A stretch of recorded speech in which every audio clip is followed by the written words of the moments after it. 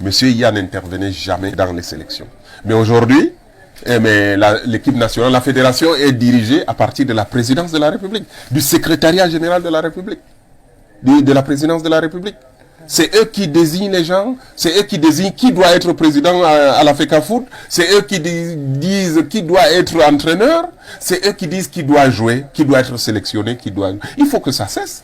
Le secrétariat général de la présidence de la République n'est pas outillé pour gérer le football, pour diriger la fédération, pour diriger le football. C'est notre affaire. Moi, quand je parle du football, je peux parler du football dans le monde entier. Je peux parler du football, nous pouvons, parce que je ne suis pas seul, nous travaillons avec les vrais acteurs. Mais votre monsieur Diani, qui fait des courriers, ou le Mosengo, le Congolais qui est à la CAF, ils ne peuvent pas parler de football. S'il faut parler du football, pas de business. Du football, de la réalité du football en Afrique, des footballs africains. Des réalités, qu'est-ce qu'il faut faire pour le football? Mais vous prenez des politiciens, avec des gens, je n'ai rien contre des politiciens, mais il faut que le secrétariat général de la présidence de la République laisse notre football.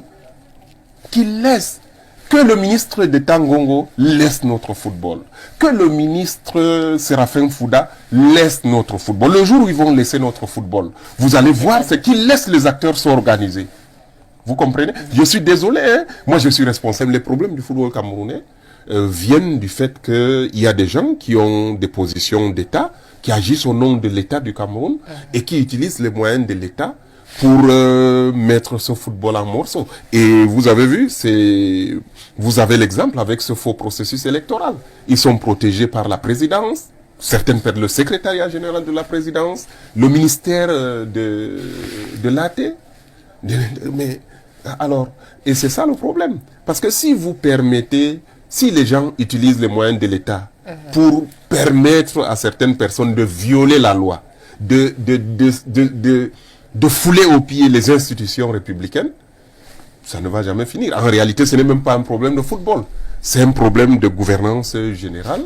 Et moi, je le déplore. Et ça impacte le football dans lequel quelqu'un qui reste dans son bureau et il dit, c'est moi la loi.